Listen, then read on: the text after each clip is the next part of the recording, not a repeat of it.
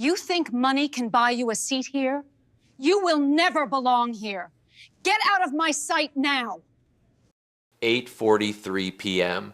The laughter hit like glass breaking.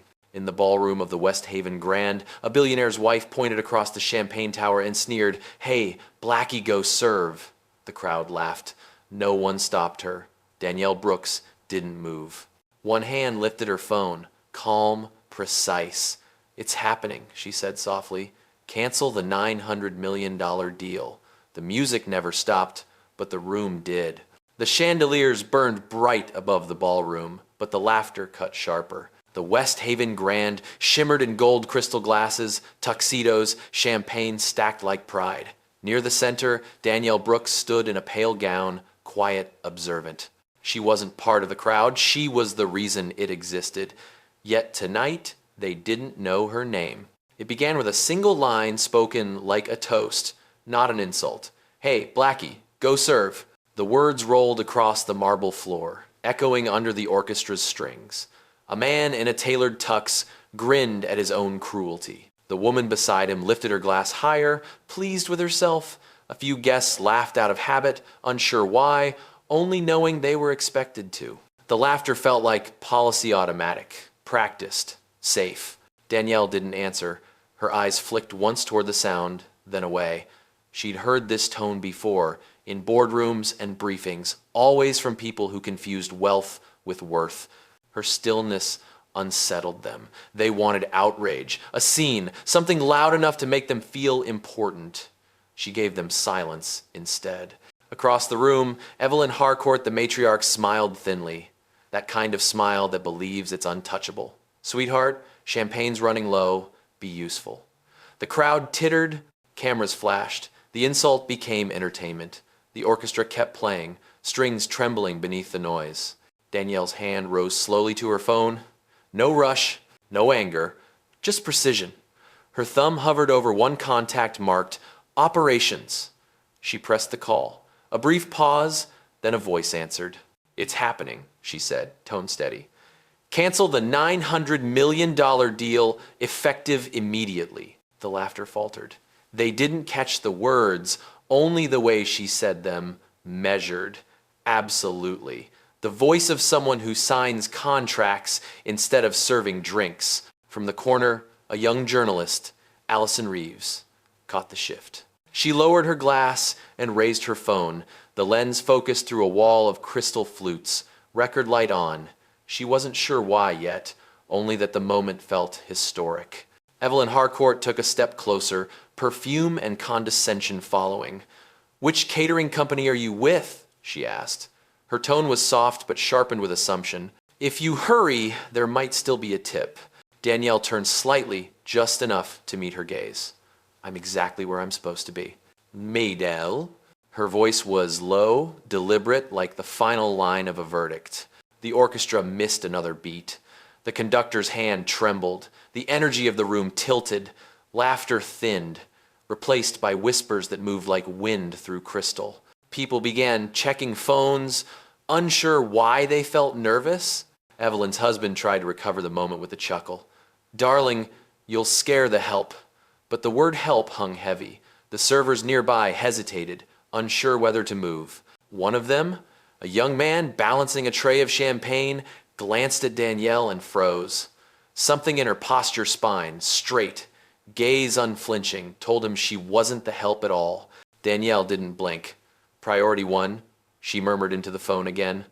"Redirect all capital to Harlow. Terminate pending signature." She ended the call. No flourish, no explanation.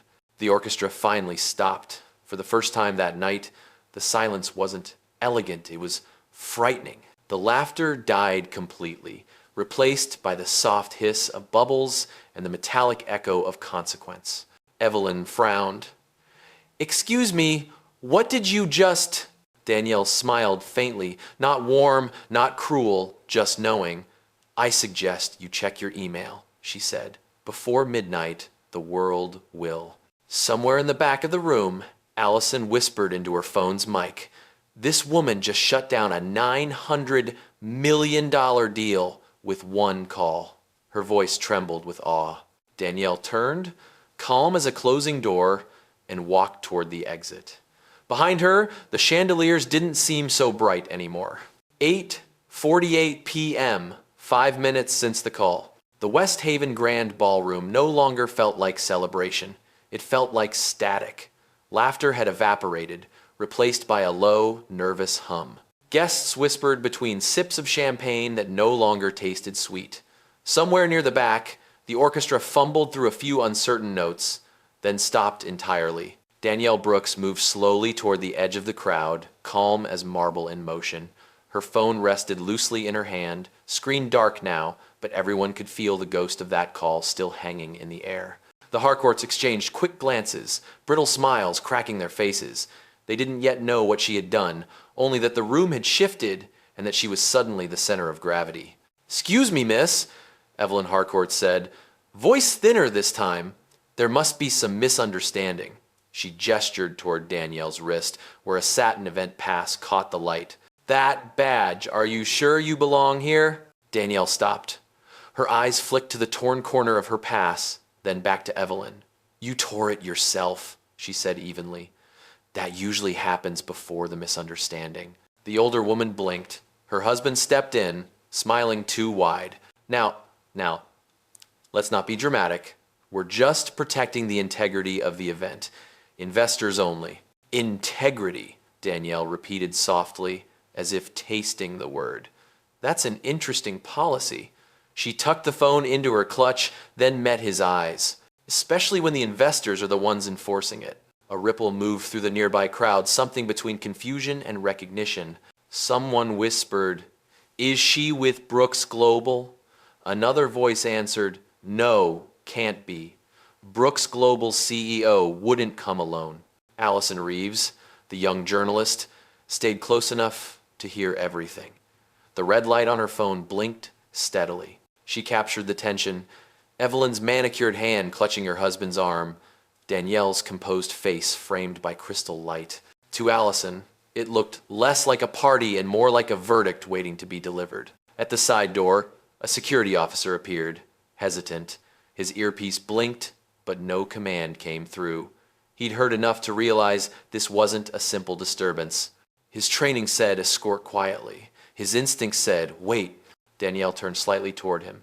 "You can relax," she said gently. "I'm leaving soon." The guard froze, unsure whether it was permission or warning. Evelyn tried to regain footing, straightening her posture. "You'll regret speaking to me that way." "Do you know who my husband is?" Danielle's expression didn't change. "I know exactly who he is. The same man who's been waiting 3 years for a merger he'll never see." Across the ballroom, a young man in a silver suit gasped quietly. He worked for the Harcourt's finance division and knew the rumor Brooks Global held the controlling equity in their new venture. If that deal was gone, the family's empire would bleed overnight. He reached for his phone. "Oh my God," he muttered. "The accounts are freezing right now." Evelyn's smile faltered. "That's absurd. You can't possibly..." But Danielle had already turned away, her calm dissolving, the last illusion of control. The crowd parted for her without being asked. No one wanted to touch her. No one dared stop her. The quiet around her wasn't deference, it was realization. For the first time, they saw her not as a stranger, not as the help, but as the axis on which their fortune turned. Allison whispered to herself while filming, "5 minutes ago, they laughed. Now they can't even breathe." Danielle paused at the doors, glancing back once, not at the Harcourts, but at the chandelier above them, its thousands of crystals trembling faintly from the vibration of fear. "Log everything," she said under her breath, almost like a prayer to the system she'd just rewritten. Then she stepped into the hallway, leaving the ballroom suspended in its own silence. 8:53 p.m., 10 minutes since the call. The ballroom's light looked different now. Harsher, somehow. The chandeliers no longer soft gold, but surgical white. People had stopped pretending to mingle. Pockets of conversation buzzed around the edges, fragments of panic disguised as gossip.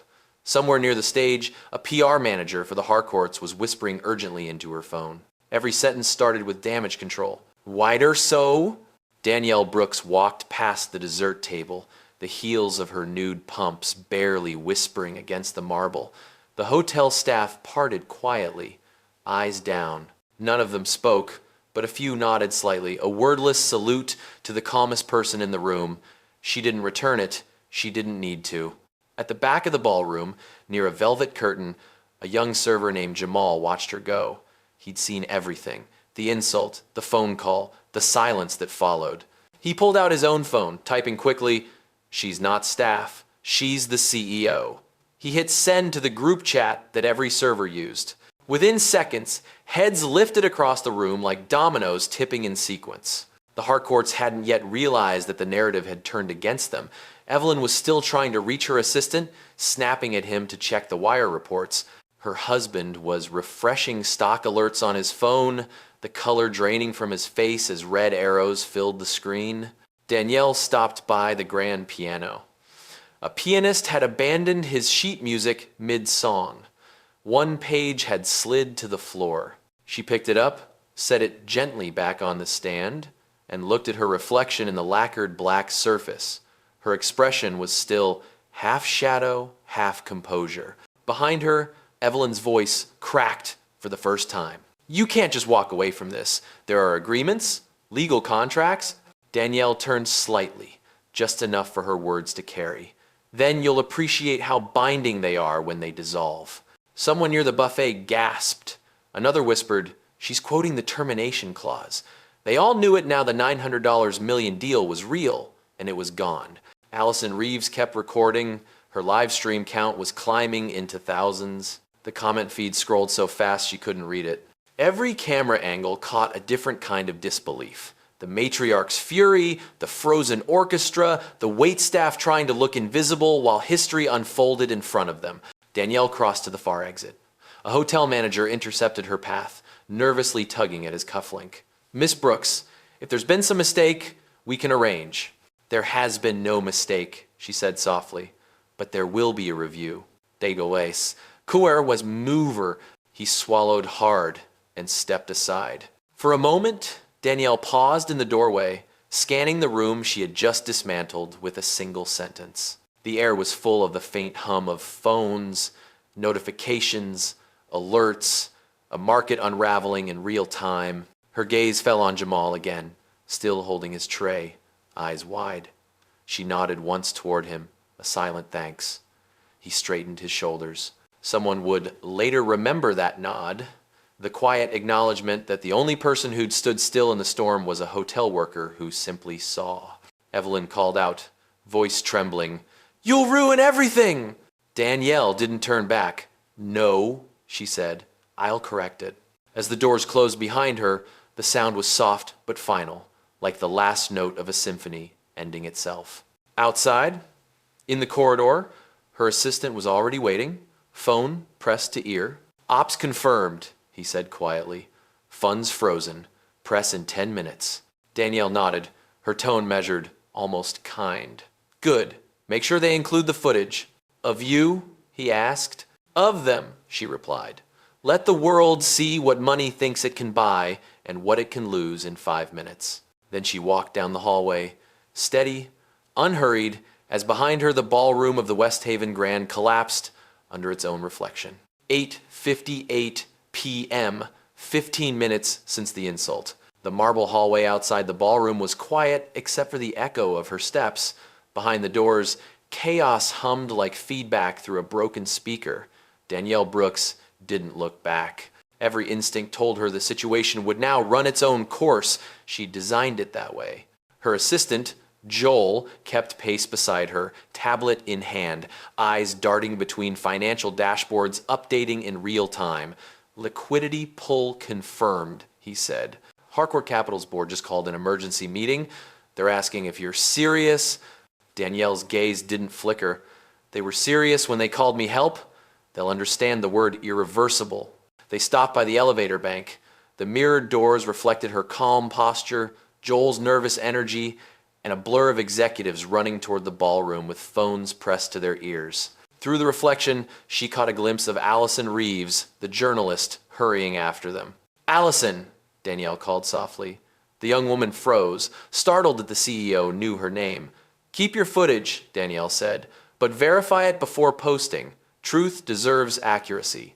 Allison nodded, breathless. Yes, Wam. "Send it to the press team at Brooks Global. They'll protect the source." That was all. The tone wasn't commanding. It was a simple instruction from someone who expected systems to obey gravity. The elevator arrived with a quiet chime. Danielle and Joel stepped in. As the doors closed, Joel exhaled like someone who'd been holding his breath for years. "You could have just walked away," he murmured. "I did," she said, "from the deal, not the principle." On the ride down, the city skyline unfolded through the glass shaft, downtown Seattle wrapped in rain and light. Somewhere out there, an entire corporation was realizing that its empire had evaporated over one act of arrogance. The elevator doors opened to the hotel's lower concourse, where staff were gathered in small knots, whispering. The general manager, pale, rushed forward. "Miss Brooks, on behalf of the hotel, please allow me to apologize for—" "Don't apologize," she interrupted softly. "Audit." He blinked. "I'm sorry?" "Review your hiring logs, guest conduct policies, and training footage. If bias can enter a room this easily, your system's unguarded. You have 72 hours to send me a report." The manager nodded quickly, eyes wide. Danielle turned to leave, then paused. "And promote Jamal," she added. He noticed what others ignored. Joel typed a note, already marked. They stepped out onto the plaza. The rain had started a soft drizzle that made the pavement glow beneath the streetlights. Cameras were already waiting across the street, news vans pulling up like vultures that didn't realize they were about to film a masterclass in restraint. "Statement?" Joel asked. Danielle shook her head. "No statement. Let the documents speak." She pulled her phone once more, opened the legal app, and signed the final line on the digital termination notice. A single green checkmark flashed. Transaction complete. $900 million suspended. Inside the ballroom, Evelyn Harcourt was discovering the same notification, blinking on her tablet like a countdown finished. The Harcourt Group's liquidity dashboard showed a cascade of red. Her hands trembled as she whispered, "She actually did it." Danielle stood in the rain outside, the city noise rising around her sirens, car horns, and somewhere a string of notifications chiming from financial terminals across the world. Her voice was barely audible over the storm. "Integrity," she murmured, echoing Evelyn's earlier word, "isn't what you claim, it's what survives you." Joel looked at her, quietly stunned. "Ma'am, you know this will make headlines by morning." Danielle nodded once. "Then let them print something worth reading." And with that, she stepped off the plaza curb, disappearing into the wet glow of the streetlights, leaving behind a ballroom of broken etiquette and a system forced, at last, to look at itself. 3 p.m., 20 minutes since the insult. The city outside the West Haven Grand pulsed with the glow of traffic and headlines. Inside, the Harcourt's empire was fracturing in real time. What had begun as gossip in a ballroom had now become a story feeding through financial terminals across the country. $900 M contract withdrawn by Brooks Global, sources cite ethics breach. Is what after all? Danielle Brooks walked through the hotel's side corridor toward a private exit, her calm shadowed by the chaos she'd left behind. She could hear it faintly, even hear the rising noise of voices, the tremor of panic echoing down the hall. But she didn't stop. She'd spent her entire career training herself to separate noise from consequence. Her phone vibrated once. Joel handed it over. "Boards on line 2, he said quietly. "They want confirmation you're following through." "No thing." Danielle accepted the call. "Yes," she said, her voice low but absolute. "The termination is logged. Ethics Clause 8.4 invoked. Full audit effective immediately." A pause on the line, then, "And the Harcourts?" "They'll receive documentation within the hour," she replied. "Make sure the language is clinical. Dignity doesn't require spectacle." When the call ended, she stood by the window for a moment, watching the raindrops streak across glass like slow tears. Her reflection in the pane looked unshaken, but behind the stillness was exhaustion, the kind that came from years of restraint. The ballroom hadn't been the first time she'd been humiliated for being the only black woman in a room of power. It just happened to be the last. Behind her, footsteps approached. It was Allison Reeves, the journalist, still holding her phone like a torch. Miss Brooks? Danielle turned, expression unreadable. I didn't mean to intrude, Allison said quickly, but I wanted you to know the video's everywhere. Millions of views already. People are calling it the quiet deal collapse. Danielle almost smiled. People like noise. Let them listen to silence for once. Allison hesitated. Do you want me to take it down? No, Danielle said. Keep it up, but add context. This isn't revenge, it's reform. The young reporter nodded, visibly moved. I will. At that moment, Joel received a message. He turned the screen toward Danielle. Breaking news, Harcourt Capital's share value just dropped 12% in 15 minutes. They've frozen trading. Danielle took the phone, studied the screen, then handed it back. Markets recover, she said softly. Character doesn't. They moved toward the exit doors. The night air hit cold, scented with wet asphalt and distant thunder. On the other side of the revolving glass, a few guests had gathered under umbrellas, whispering, trying to piece together the story. One of them recognized her and lowered his camera. Something about the way she carried herself, composed, deliberate, made them feel like witnesses, not voyeurs. Joel opened the car door, but Danielle paused before entering. Send a thank you note to the hotel staff, she said, and a promotion letter for Jamal. Already drafted, Joel replied. Good, she said. He remembered the standard everyone else forgot. A faint smile crossed her face as she got into the car. The driver didn't speak. The hum of the engine filled the silence. Through the rain-specked window, the West Haven Grand faded behind her, its golden light flickering like a mirage. Her phone buzzed, again an alert from Brooks Global's compliance system, ethics recertification scheduled, effective immediately. She closed her eyes for a moment, letting the sound settle. Joel looked back from the front seat. You really think they'll change? Danielle opened her eyes. Calm, certain. Not yet, she said, but they'll remember what it costs not to. As the car merged into the city's wet streets, the news ticker, outside a nearby skyscraper, flickered with her headline.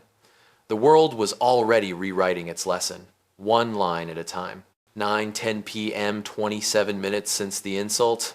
The skyline outside the car window looked like a circuit board lines of light, blinking towers, systems humming in perfect obedience. Danielle Brooks watched in silence as the city moved, the rain making rivers across the glass.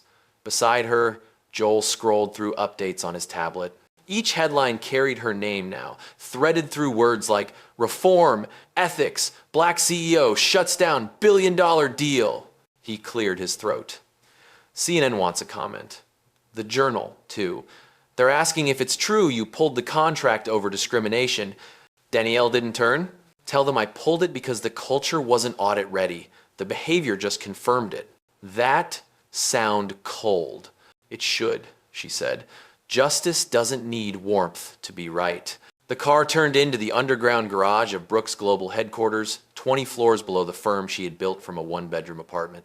As she stepped out, the building's biometric scanner blinked green. Every camera recognized her gait, her posture data entries labeled Founder, Ethics Level 1. She didn't look at them. The lobby was empty, except for the night security team. Evening, Miss Brooks, one of them said quietly.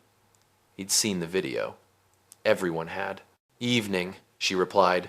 Get some rest soon. It's going to be a long week. Inside the elevator, her reflection multiplied in the mirrored walls, 5 versions of the same calm face. Joel hesitated beside her. People are calling it historic, he said.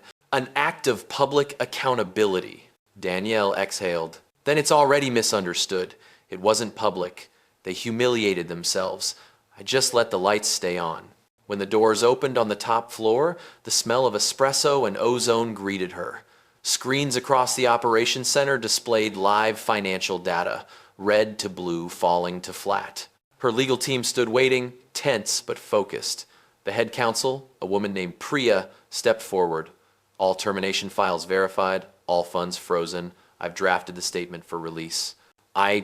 Danielle read it once. The language was perfect, precise, impersonal, bulletproof. Add one line, she said. Effective immediately, all Brooks Global Partners will undergo ethics recertification before new funding cycles. Priya typed quickly, then nodded. In the background, Joel's phone buzzed again, news alerts pinging like rainfall. It's everywhere now, he said. Your clip's on every network. The quiet reversal. Danielle allowed a single breath of irony. Fitting. Quiet things travel farthest. She crossed to the window overlooking downtown Seattle. From this height, the West Haven Grand looked small, almost fragilely, a box of light adrift in the rain. She thought of her mother's words years ago when she'd been told she didn't belong in an investor's lounge. Let them keep the room. One day, you'll own the building. She pressed her palm lightly to the glass. Full audit starts tonight, she said. Joel frowned. Tonight? We just shut down a $900 million project. Exactly, Danielle said. That means everyone's listening. Priya nodded, already issuing commands. Departments began receiving alerts. Compliance check, 12 a.m. All systems log required. The headquarters pulsed alive, a quiet storm of digital accountability. Danielle stood at the center of it all. No applause, no cameras, only the rhythm of proof replacing pride. Joel looked at her, half in awe, half in disbelief. You realize you just turned a scandal into a blueprint. She smiled faintly. That was always the plan. Outside, the rain eased into mist. Streetlights blurred into halos, and the city began to reflect itself, cleaner, sharper, a little more aware. For the first time that night, Danielle allowed herself to breathe deeply. Not triumph, not relief, just steadiness. The kind of calm that comes after a system finally does what it was designed to do, tell the truth. 9:45 p.m., 1 hour since the insult. The storm over Seattle had softened into drizzle, the kind that makes the whole city look like it's exhaling. From the top floor of Brooks Global, the lights of the skyline shimmered against glass walls. Danielle Brooks sat alone in the boardroom now, the same space where so many men once told her she was impressive for her background. The room was quiet except for the faint hum of servers from the data floor below. A half-empty glass of water sat beside her phone, screen still glowing with unread messages. News anchors were already labeling the night, the $900M reset. Joel entered carefully, holding a printed report. Audit preliminary, he said. You should see this. She took it, scanning the pages quickly. Red flags marked the Harcourt's project, accounts undisclosed subsidiaries, falsified invoices, inflated valuations. The proof was overwhelming. They would have buried this, Joel said softly. They always do, Danielle replied, until someone stops digging for profit and starts digging for truth. For a moment, she let her head rest against the chair.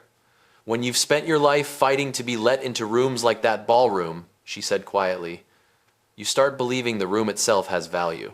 But tonight proved the people inside decide whether it's sacred or rotten. Joel hesitated. Do you regret canceling it? No, she said. Lifting her gaze, you can't regret removing rot. You just disinfect and rebuild. He nodded, then smiled slightly. The staff from West Haven called. Jamal's been promoted. He said to thank you for seeing him. Danielle's expression softened. He saw me first. She turned her chair toward the wall of glass, watching the reflection of the city ripple against the windows. We'll start something new tomorrow, she said. A fund for ethical training and corporate hospitality. Name it after my mother, the Clara Initiative. Joel typed the note. You want to launch it publicly? No. Danielle said, quietly, real change doesn't need a press release. It needs receipts. The phone on the table buzzed. Again, a call from Priya. Danielle answered. Everything's confirmed, Priya said. SEC acknowledged the ethics report. The Harcourt board is dissolving the contract voluntarily. You've set a precedent, Danielle. Danielle smiled faintly. Precedents don't matter. Standards do. When the call ended, she stood and walked to the window. The rain had stopped completely. Below, traffic lights changed color, one after another, like heartbeat signals in rhythm. The city was still alive. unaware it had just watched history bend a few degrees toward decency. Across the skyline, the West Haven Grand still glowed, one of its chandeliers flickering, caught between light and shadow. She thought of Evelyn Harcourt, probably surrounded by lawyers, still believing this was about money. It never was. It was about who gets to define grace, Danielle whispered to herself. Let them learn. Behind her, Joel spoke softly.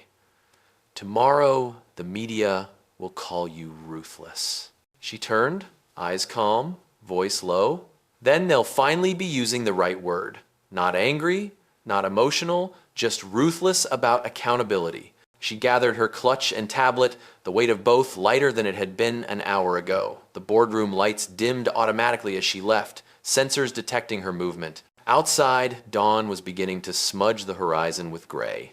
Somewhere in that half-light, systems were already rewriting themselves. Contracts flagged, audits scheduled, training modules drafted. Justice, Danielle thought, wasn't a thunderclap. It was a document signed at 9:45 p.m. that made the next sunrise cleaner. She walked toward the elevator, coat draped over her arm, voice soft but final. Tonight wasn't revenge, it was maintenance. Word. The doors closed, and the skyline swallowed her reflection. 10:30 p.m., 90 minutes since the insult.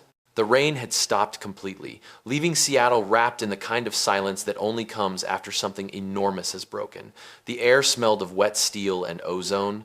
In the glass tower of Brooks Global, every floor still glowed. Work hadn't ended, it had evolved.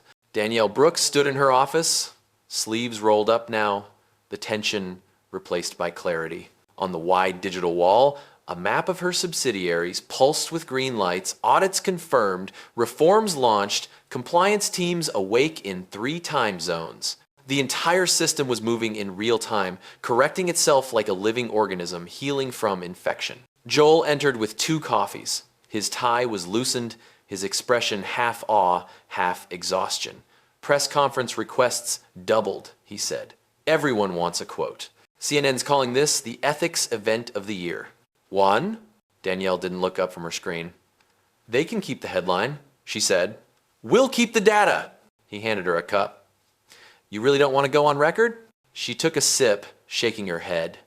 Power speaks loudest when it doesn't explain itself.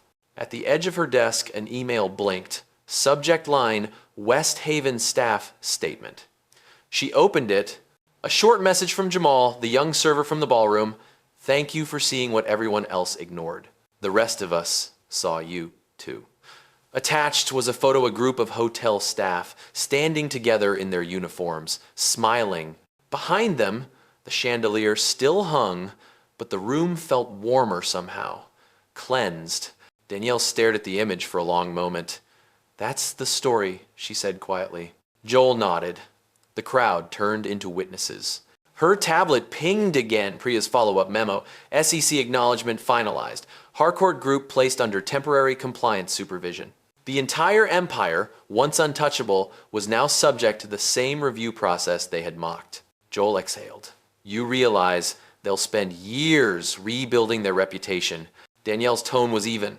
Good. Rebuilding means they'll finally understand what foundations are for. She crossed the office toward the wide window.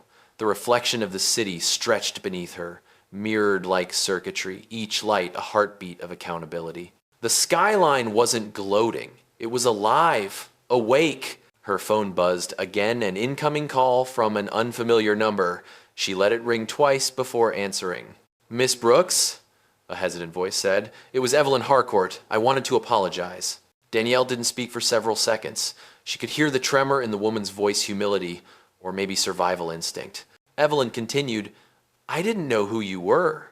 Danielle replied softly, that's exactly the problem. There was silence on the line. Evelyn whispered, what happens now? Danielle's tone was clear, composed. Now you learn how to earn what you already had. She ended the call without bitterness. Mercy, she knew, wasn't softness. It was letting someone rebuild under the weight of their own realization. Joel looked up from his tablet. Everything good? Everything's logged, she said. That's good enough. Outside, Thunder rumbled faintly in the distance, not angry, just reminding the city of what had passed. Inside, her office lights dimmed automatically to night mode, soft and blue. Danielle sat back in her chair, scrolling once more through the message from Jamal and his coworkers. There was pride in their faces, not fear. That was the change she wanted to leave behind. Not viral justice, but quiet competence rediscovered. She placed her phone face down, letting the room settle into silence. The glass walls reflected her silhouette against the city, a single, steady figure surrounded by systems that finally mirrored her standards. It was no longer about $900 million, it was about proof that dignity, when documented, could restructure an empire. She closed her eyes briefly and whispered to herself, "Power restored." Then she turned off the lights, leaving only the city glowing beneath her, clean, bright, and accountable. The city had gone quiet again, the storm replaced by a kind of electric stillness. Seattle's skyline shimmered against low clouds, its towers reflecting the afterglow of a story that had already spread far beyond it. Inside Brooks Global's headquarters, the hum of machines had slowed. Audits were running on autopilot. Every screen pulsed with calm blue light instead of red alerts. Order was returning because she had designed it that way. Danielle Brooks leaned against the wide window of her office, looking down at the streets below. Even from 20 stories up, she could see the press van still circling the West Haven Grand, headlights sweeping like search beams. Joel entered quietly, holding a tablet. The Harcourt Group just released a statement, he said. They've accepted full responsibility. Evelyn Harcourt resigned. Danielle didn't react. The right outcome, she said softly. Not because they were caught, but because the system refused to keep lying for them. He handed her the tablet. The statement glowed on screen. We acknowledge a failure of respect and governance. We commit to compliance training and leadership restructuring under Brooks Global's ethics framework. Joel looked impressed. They're using your language. Danielle smiled faintly. That's how you know the culture shifted, when the people who mocked you start quoting your vocabulary. Why? She moved toward her desk. On it sat a small wooden photo frame, her mother standing in front of their old diner in Atlanta, smiling brightly, an apron dusted with flour. Beneath the photo, a handwritten note. Keep your receipts. Integrity is the only one that compounds. Danielle touched the frame once, then turned to Joel. Tomorrow, she said, set up the first Clara Initiative meeting. I want local businesses involved, small ones. They deserve protection before they grow big enough to get hurt. Already on it, Joel said. And the media? Give them numbers, not quotes, she said. Audit completions, retraining rates, partnership renewals. Facts are the cleanest form of accountability. Her phone buzzed again, this time from an encrypted internal line. Priya's voice came through. Everything's confirmed. The SEC review panel wants to include your reforms in their annual best practices report. Danielle paused. Then they should credit the incident, not me.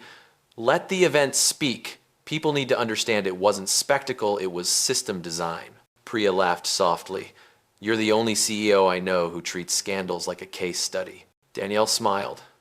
Because scandal is just the loudest kind of audit. When the call ended, she stood in the center of the office, surrounded by the quiet hum of servers and distant rain. Joel watched her for a moment, then said, You know what I think?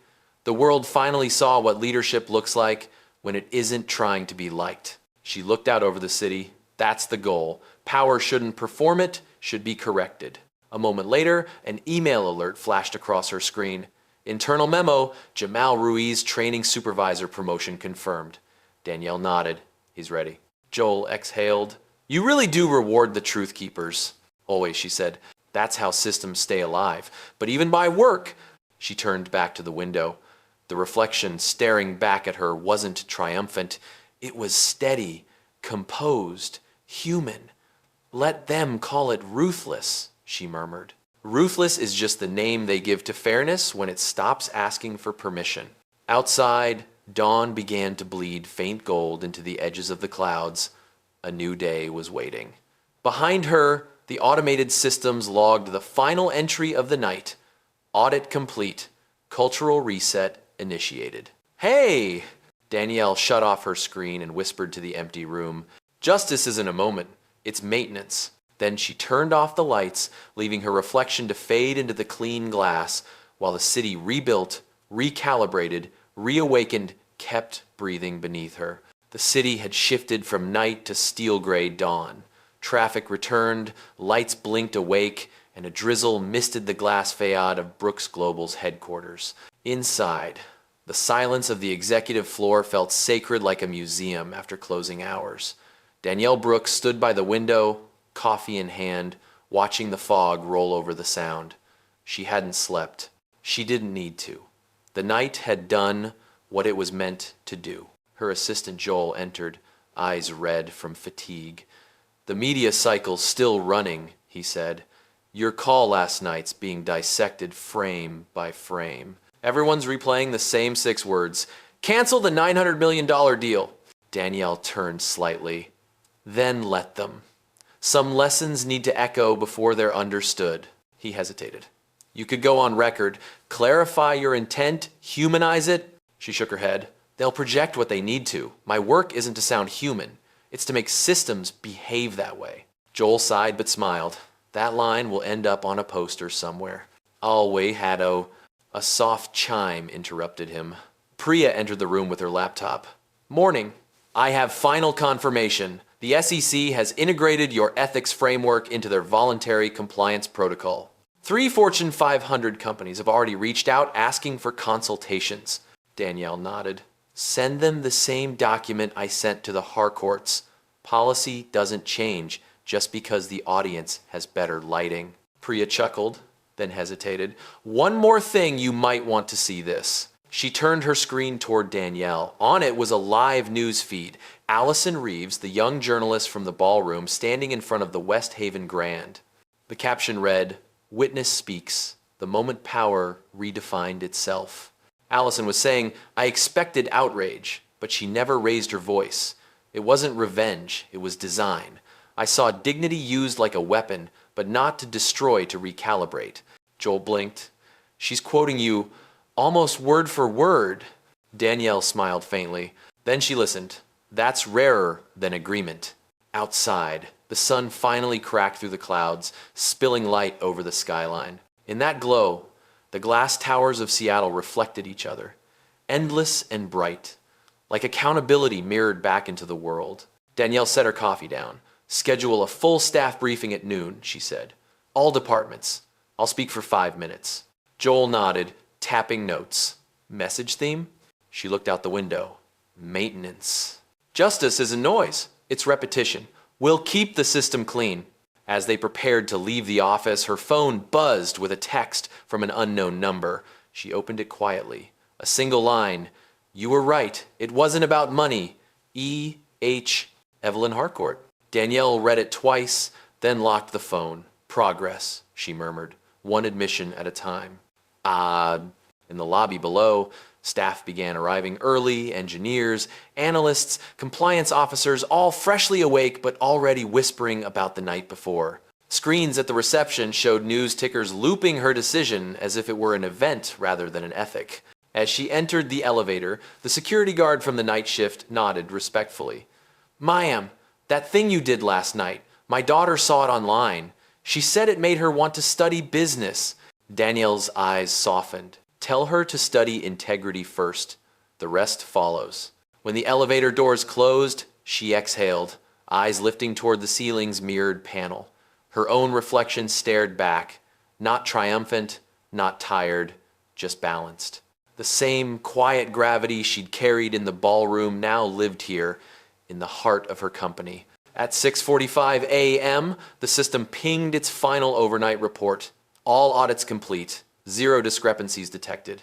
Ethics training scheduled. "May Blythe, Danielle whispered to herself. Order restored. Keep it that way. The elevator opened onto light, and she stepped out, ready to begin the day, not as the woman who canceled a deal, but as the one who redesigned what accountability could look like in daylight. The headquarters of Brooks Global buzzed like a hive of quiet precision. Every corridor gleamed, every monitor displayed the same message.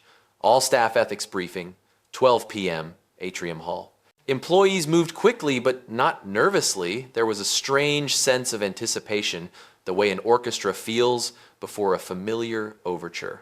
Danielle Brooks stood at the edge of the stage in the glass atrium, surrounded by 300 staff members and a live internal broadcast feeding to offices worldwide. She wasn't wearing her usual formal jacket, just a black blouse, sleeves rolled, the image of someone ready to work, not perform.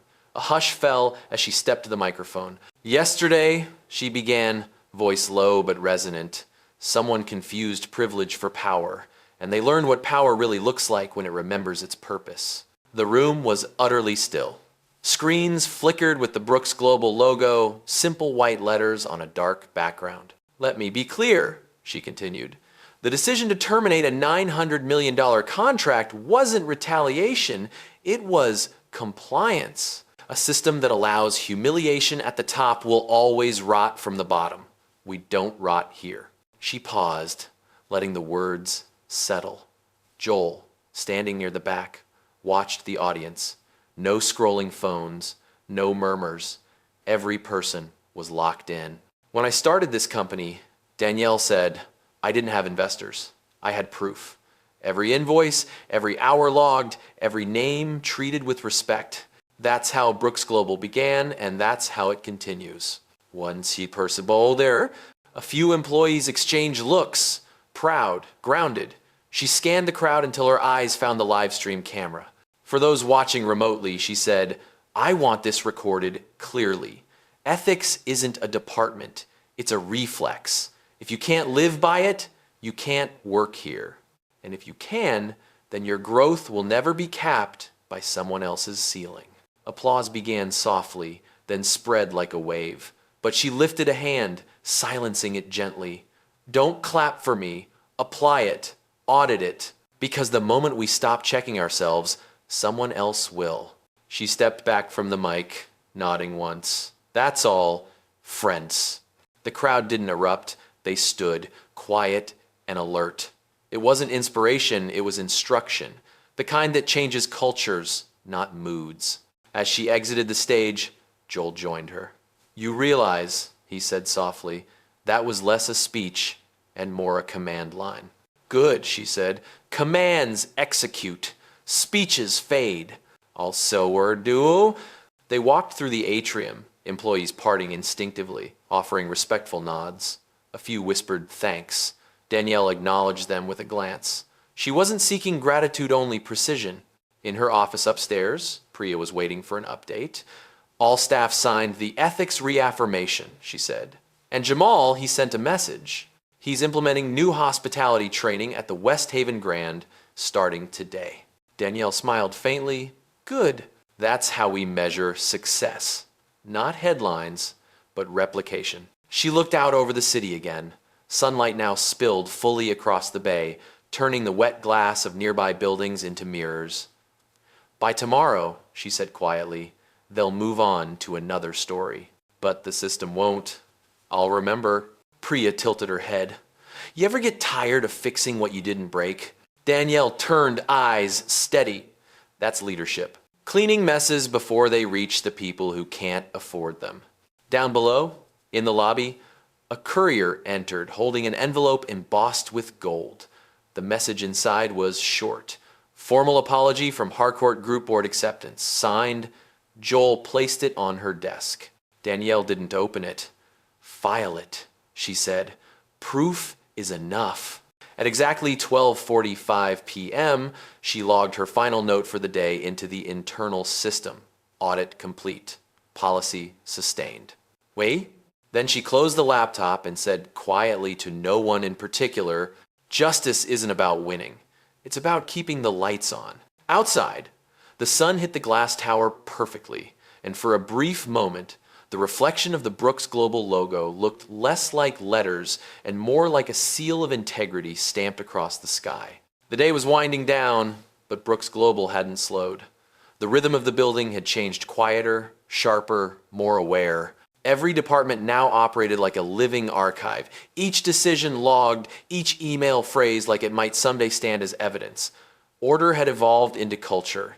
Danielle Brooks sat in her office with the blinds open to the sunset, Seattle's skyline was drenched in amber and copper light, the Space Needle faint in the distance. Her desk was nearly empty. One laptop, one fountain pen, one glass of water. Nothing ornamental. She didn't need trophies, she had timestamps. Joel entered carrying a small stack of printed articles. Coverage summary, he said, placing them neatly before her. The headlines read like case law. Black CEO redefines corporate accountability. The $900M lesson, dignity as a business model. Quiet power, loud change. He hesitated before adding, "You're being called the ethics architect now." Danielle raised an eyebrow. "Architects get to build. I just remove rotten beams." "More call?" She flipped through the pages, scanning paragraphs without emotion. "And the Harcourts?" Joel exhaled, publicly contrite, privately panicked. Their investors are demanding a cultural audit, not just financial. "Then it worked," Danielle said. "When systems begin to imitate your corrections, you've reprogrammed the market." Priya appeared at the door, holding her tablet. "We finalized the Clara Initiative," she said. "Community fund approved. First grant to be issued to a small hospitality firm in Atlanta. Named after your mother, just as you requested." Danielle's eyes softened. Perfect. Quiet release, no press, already arranged? The three of them stood in a brief silence, the kind that doesn't need words because everyone knows what has been done. Down in the lobby, the evening staff was switching shifts. A few employees glanced up at the large display that looped internal memos. The newest line glowed. "Ethics isn't policy, it's practice. DB." Danielle rose from her desk and walked toward the window. "Do you remember," she said quietly, "how they laughed when we added ethics review to project sign-offs?" Joel smiled. "They said it would slow business." "It did," Danielle replied, "and that's what saved it." Outside, the city shimmered as streetlights came alive. The same ballroom that had hosted Humiliation the night before now stood under repair, literally. Workers were dismantling the chandelier, replacing it with simpler fixtures. "Good," Danielle murmured. "Let them rebuild without pretending it's light." Her phone buzzed an internal notification. West Haven Grand requests partnership renewal under revised conduct standards. She smiled faintly. "Approve it. Audit included." Priya tapped her screen. Done. Joel studied her for a moment. "You don't even look satisfied." "Buh. Always min." Danielle turned from the window, her expression calm, voice quiet but firm. "Satisfaction is dangerous. It makes people think justice is done. Justice is never done. It's due daily." As the sun dipped below the skyline, she gathered her things. "Send a message to all teams," she said. "System review every quarter. No exceptions." Joel nodded. "And tomorrow?" "Tomorrow," she said, "we will start a new file." "Wait." She paused at the doorway, looking back once at the office, the reflection of herself surrounded by data, glass, and proof. "If they ever ask what we do here," she said, "tell them, we keep the truth operational." At 6:17 p.m., the final report of the day was logged. Audit complete, partnership recertified, cultural integrity stable. Danielle slipped her phone into her coat pocket and stepped into the elevator. The doors closed, reflecting her image once more, clear, steady, unembellished. Outside, the last line of sunlight caught the words etched in steel at the building's entrance.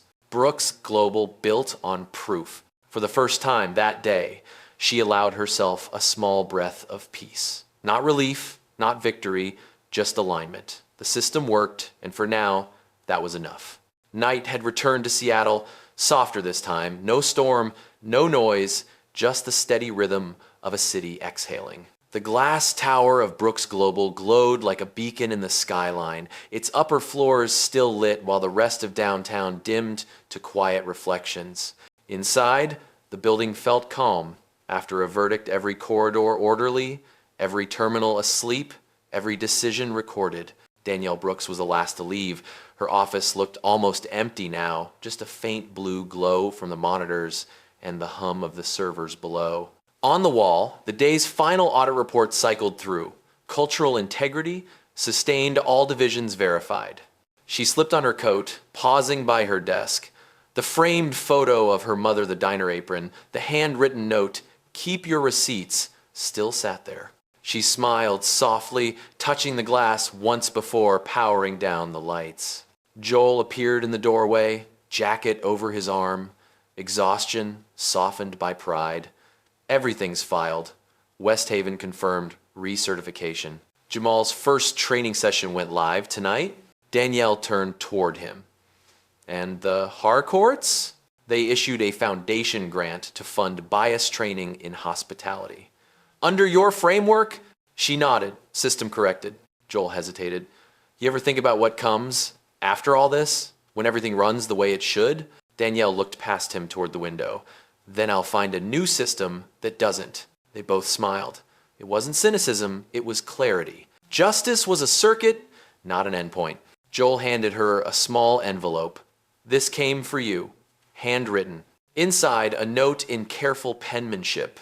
"You didn't just cancel a deal. You gave a whole room its reflection back. Thank you. A.R. Allison Reeves," Joel said quietly. "Her story's everywhere." She refused payment for the footage. Danielle folded the note neatly. "Integrity doesn't invoice," she said. They walked together toward the elevator. The building was nearly silent, save for the low hum of power through glass and steel. At the base of the lobby, a security guard looked up from his desk and nodded. "Evening, Miss Brooks. Long day?" Danielle smiled faintly. "Long enough to matter." Outside, the air was cool and clean. The rain had washed the streets, leaving the asphalt shining like black marble. Across the plaza, a digital billboard flashed headlines, her own image beside the words, "The Quiet Reset." She didn't slow to look. Joel held the car door open. "Tomorrow?" he asked. "Tomorrow we will keep the lights on," she said, "and we start the next audit." He laughed quietly. "You don't stop, do you?" "Neither does prejudice," she replied, stepping inside. "So neither can we." As the car pulled away, the tower behind them reflected in the rearview mirror steady. Silver, alive. For a moment, Danielle allowed herself to exhale fully, the kind of breath that comes not from victory, but from completion. She looked out at the city, its thousands of windows glowing like proof. Somewhere beneath those lights, someone else was being underestimated, interrupted, mistaken for less, and somewhere else, the systems she'd built were already listening. Her phone buzzed once, a system ping, "All operations are stable, audit is auto-scheduled in 90 days. She smiled faintly, replying with 3 words, "Log everything, always." "Our way so?" The car turned toward the expressway, headlights catching the rain-slick street. Behind her, Brooks Global stood tall, its lights unwavering. A monument not to wealth, but to record-keeping, to justice that didn't need applause to exist. Danielle leaned back, eyes half closed, and whispered to herself, "All power isn't noise, it's maintenance." Then she let the city fade into quiet hums of electricity and light, proof that order, once built on truth, could hold its own through the night.